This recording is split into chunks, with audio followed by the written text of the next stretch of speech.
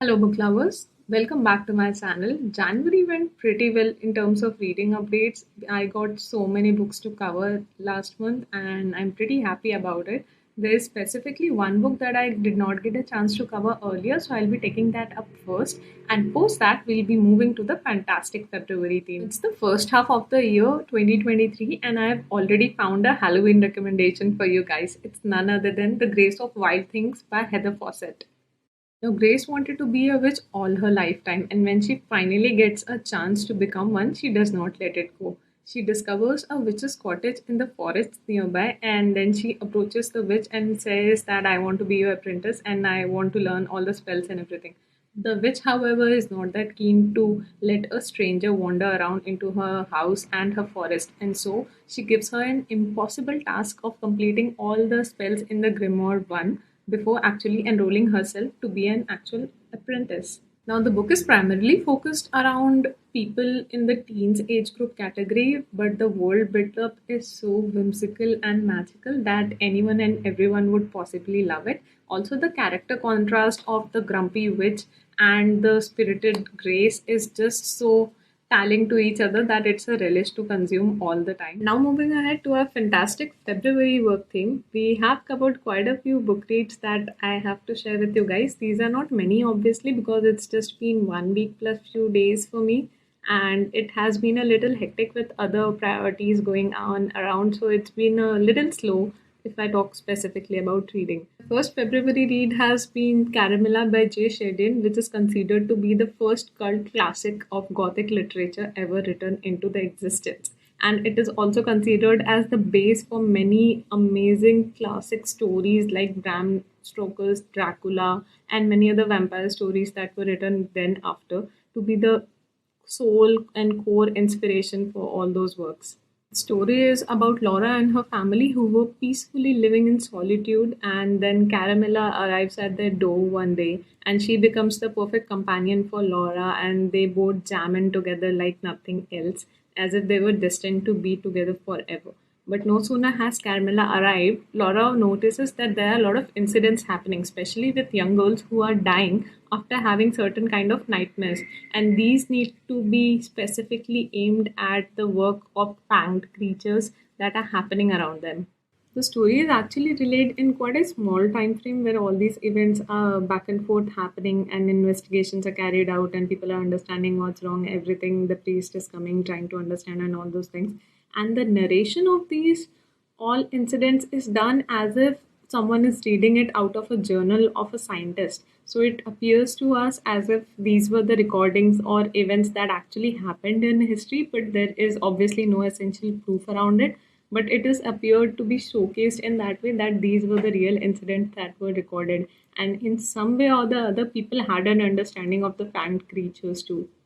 What was more astonishing for me was that this book was written somewhere around 1872, and at that point of time, there were no LGBTQ communities or even a recognition to those communities. And this book actually had shared a few spectrums of those people into it, which is basically stating how ahead of its time this book actually was.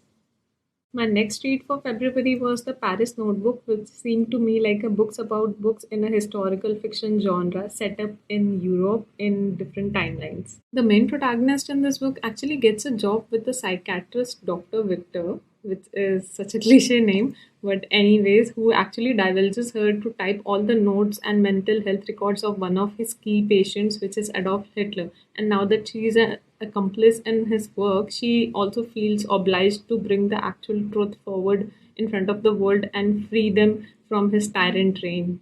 While these two are actually busy preparing scripts for the overall book reveal, the Nazis have actually made their move and now are after their lives to get rid of any possible existing information regarding the mental records of Adolf Hitler that could actually slay his reign altogether. A quick few things that actually made me fall in love with this book. One, the book is about books, so it's books about books category. Second, the mention of Shakespeare and Company and the bookshop altogether, and so many plots revolving around in that particular setup. The third one was the beautiful landscapic descriptions of Europe countries, be it Germany, be it France, or even England for that matter.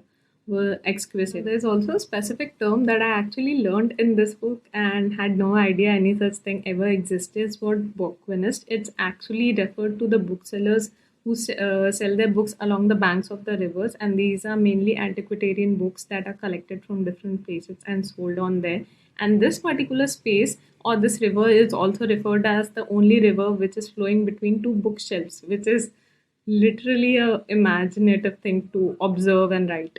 Apart from this, I also read a short story, Beauty and the Beast, which is a twisted tale of our known fairy tale Beauty and the Beast. There were some similarities to actually tie the whole concept of Beauty and the Beast in together with this particular retelling, but apart from that, the rest of the things were totally different. And a good thing that I observed in this particular story was because it's a short story, the author did not complicate things by introducing too many characters like the original classics. There were just a handful of main characters and the story was revolving around them, and then you had just a clear context of it. The next book that I read was The Shadow of Perseus. Now, this book is also my favorite book so far in the month of Feb that I've read, and obviously because it's a Greek mythology, but also because it has a wonderful plot build up.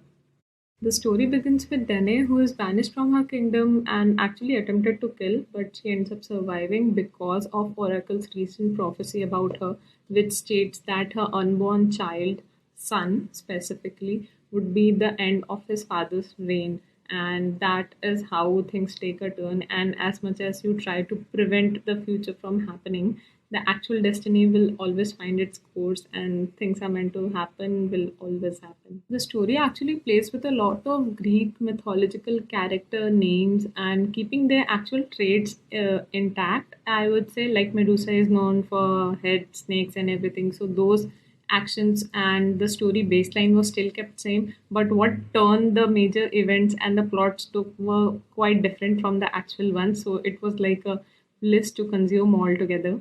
It's like the more I read Greek mythology, the more stories I find to tell other people. And the actual angle in this particular book that Perseus was discussed and explored towards by using three different protagonists, mainly Diana, her mother, then Medusa's character, and also Andromeda's character, actually gave a lot of strength to the overall build up in the plot setting area. And this particular book was like the more sand digging you do in the ocean's shore, the more new things you would be finding and golden treasures may be hidden within. And that, my friends, were all the recent reads that I had laid in front of you to explore. I hope you find something unique for yourself to pick and read from here. And if you have stuck till the end, I would want you to drop me a sun emoji in the comments down below. And until our next catch up, keep your coffees warm and your TBRs long. Goodbye.